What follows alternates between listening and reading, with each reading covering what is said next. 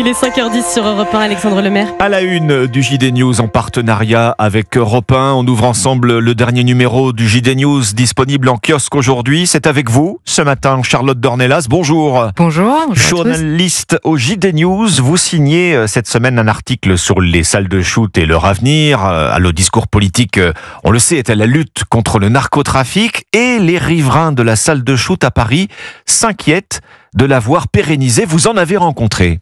Oui, exactement. En fait, j'ai été les rencontrer à leur demande. On avait déjà fait plusieurs fois des papiers là-dessus.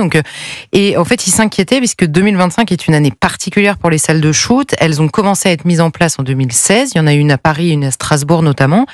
Et elles ont été prolongées en 2022. Et 2025 se pose la question, est-ce qu'on les pérennise ou est-ce que éventuellement on arrête avec les salles de shoot, en tout cas les salles de shoot à proximité d'habitations, de commerces, d'écoles, comme c'est le cas à Paris.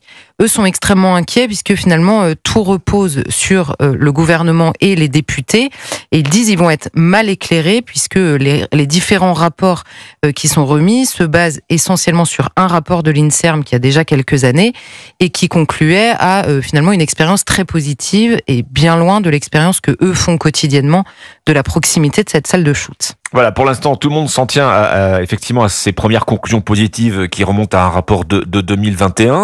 Et on rappelle bien sûr que les salles de shoot sont une expérimentation jusqu'ici. Première conclusion positive, la réalité du terrain, c'est ce que vous avez pu constater, elle est quelque peu différente. Mais oui, il y a plusieurs choses en fait dans ce qui les inquiète. Il y a d'abord leur quotidien qui s'est considérablement dégradé pour une raison assez évidente, c'est la proximité avec des personnes qui soit ressortent, soit injectent directement le produit à proximité de la salle de shoot et donc dans la rue, en bas de chez eux. Il y a eu des intrusions dans les immeubles. Il y a une insécurité liée, on va dire, à la population qui est attirée par la salle de shoot et parfois sous la dépendance de ces différents psychotropes.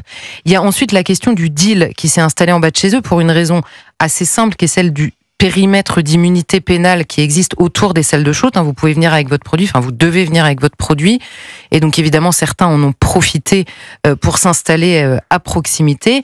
Et puis il y a une question qui, je pense, est intéressante. Vous le rappeliez, l'heure est à la lutte contre le narcotrafic dans le discours politique.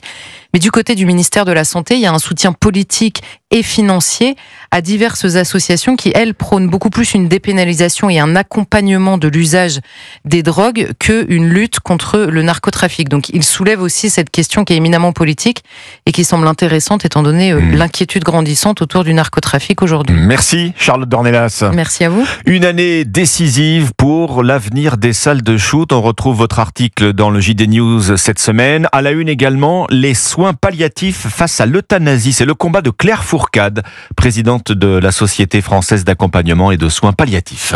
Et à suivre à 5h20 les initiatives.